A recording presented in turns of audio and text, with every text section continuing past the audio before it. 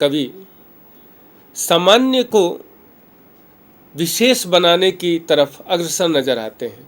वह विशेष बनाना केवल व्यक्ति के रूप में नहीं, बल्कि समाज को कुछ नया दे जाना, समाज में कुछ जोड़ना, बल्कि दूसरे शब्दों में कहें तो सामान्य को सम्मान्य बना देने की चाहत सभी कवियों में नजर आती है।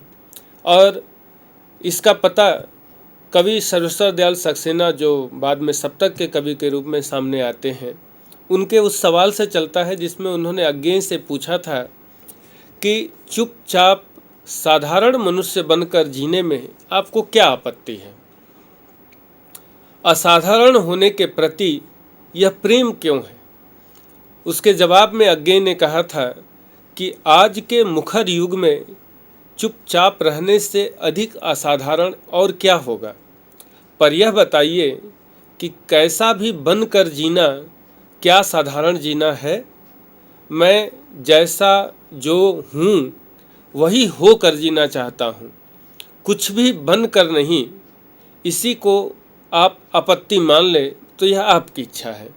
मुझ में साधारण होकर जीने का कोई आग्रह नहीं है, केवल सहज होना चाहता हूँ। यह सहजता की तलाश कई बार असहज स्थितियों का भी निर्माण करती है। शुरू के दिनों में तार सप्तक के कवियों पर कई आरोप लगे, उसमें जटिलता की बात, यहाँ तक कि अज्ञेय की एक कविता थी जिसको लेकर अखबार में ये बात कही गई कि कोई इसका हिंदी में अर्थ कर दे या इसका भावार्थ बता दे।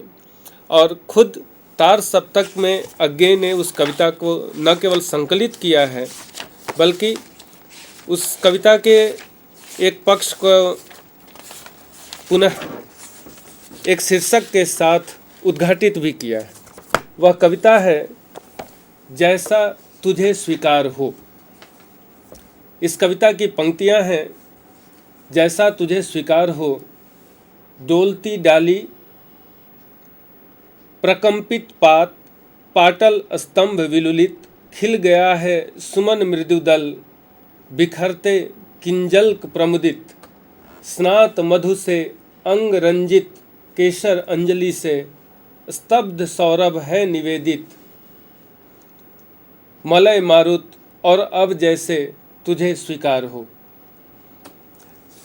बाद में एक टिप्पणी देते हैं अज्ञेय कि जैसे तुझे स्वीकार हो शीर्षक कविता दिल्ली की एक पत्रिका में प्रकाशित हुई तो एक कृपालु पत्रकार ने एक स्थानीय पत्र में उसका अर्थ करने के लिए पुरस्कार घोषित किया।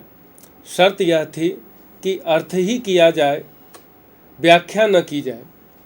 मेरा अनुमान था कि इस जाल में कुछ लोग अवश्य फंसेंगे, और हुआ भी ऐसा ही।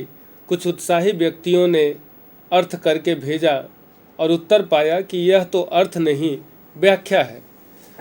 बाद में अज्ञेय ने इसका खुद एक अर्थ किया और उसको भेजा, और इसी के अर्थ पर एक नई रचना की थी और उसको उस छद्म नाम से उस संपादक के पास भेजा था। इन बातों से यहाँ कहने का आशय यह है कि तार सप्तक के कवियों ने एक नई राह बनाने की कोशिश की, और उस राह पर चलने पर उन्हें तरह तरह के आरोप भी सुनने पड़े। जैसा कि तार सप्तक के ज़्यादातर कवियों के जो प्रेरक थे वो निराला थे, और निराला को भी तमाम तरह के आरोप सुनने पड़े थे, क्योंकि निराला कई स्तरों पर सबसे बड़े प्रयोगवादी सिद्ध होते हैं। वो चाहे छंद के बंधन तोड़ने की बात हो, या छायावाद के दौर में भी कुकुरमुत्ता और वह तोड़ती पत्थर जैसी कविताएं लिखने की बात हो, या और भी बहुत सारी चीज़ें, ताक कमसिनवारी और इस तरह की कविताओं को लिखने की बात हो। प्रयोगवादी कवियों ने निराला में अपने आप को देखा। इसी प्रक्रिया में अज्ञेय नए को लेकर या हिंदी की जड़ता को तोड़ने को लेकर कितने उत्सुक नज़र आते हैं, इसका पता उनके एक लेख के अंश से चलता है, जिसमें वे कह रहे होते हैं कि हमारे साहित्य का एक खतरा यह है कि उसे कोई खतरा नहीं है, वह अत्यंत सुरक्षित है, बंद कमरे में कृत्रिम रूप से पनपाए गए पौधे की तरह। न महाकाय देवदारू, न सहनशील धीर सेहुड़ ही, और न कोई मनचले हठीले बनफूल, केवल लाजवंती से भरा कादों का प्रसार, नम लचकीली घनी हरियावल जो निरंतर मुरझाती रहती है, मुरझाती जाती है अपनी ही विभिन्न शाखाओं के स्पर्श से। इससे पता चलता है कि प्रयोगवाद के दौर में या तार सप्तक और दूसरे सप्तकों के आयोजन के पीछे अज्ञे की एक बहुत बड़ी सोच यह रही कि हिंदी साहित्य की जड़ता को तोड़ा जाए। जिस हिंदी पर बंद होने या संकुचित होने का आरोप लगता रहा है, उस दरवाजे को, बंद दरवाजे को खोल दिया जाए। तार सप्तक और इसकी पूरी प्रक्रिया प्रयोगवाद के माध्यम से हम अज्ञे की इसी प्रवृत्ति को देखते हैं।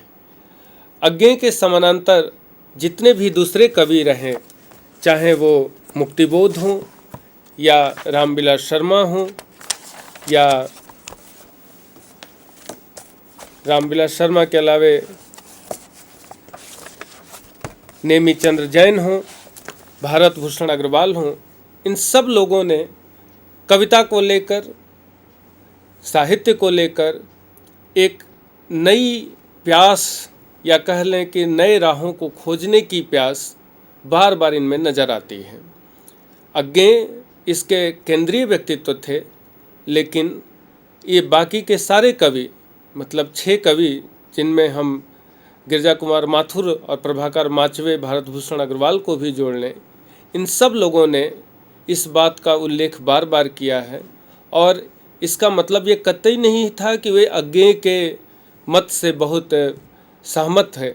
कई बार तो वे असहमत ज़्यादा होते थे और मुक्तिबोध आगे चलकर अपनी कविता और अपने निबंधों के माध्यम से अज्ञे के बिल्कुल विपरीत धारा की तरफ जाते नजर आते हैं।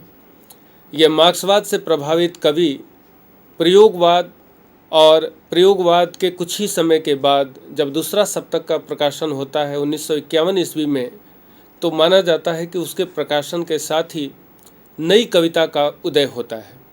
नई कविता के कवि के रूप में ये सारे कवि रचनारत नज़र आते हैं और इन सभी कवियों ने जिस रूप में हिंदी साहित्य को और ख़ास तौर से हिंदी कविता को समृद्धि दी, जिस रूप में इन्होंने चली आ रही वादों की परंपरा को तोड़ते हुए कविता को, हिंदी कविता को विशेष रूप से वादों से मुक्त करने की मुहिम चलाई और युवा रचनाकारों को बिल्कुल अलग तरह की संवेदना लेकर आने वाले रचनाकारों को जिस रूप में एक मंच दिया, वह तार सप्तक और ख़ास तौर से प्रयोगवाद की बहुत बड़ी उपलब्धि कही जा सकती है।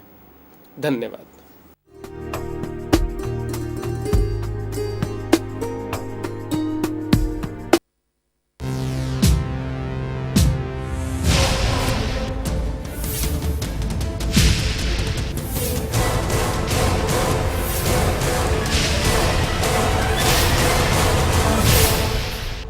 સંધાન ઓલ ગુજરાત ઇન્ટિગ્રેટેડ ક્લાસરૂમ સેટેલાઇટના માધ્યમથી જોડતી કડી એટલે સંધાન।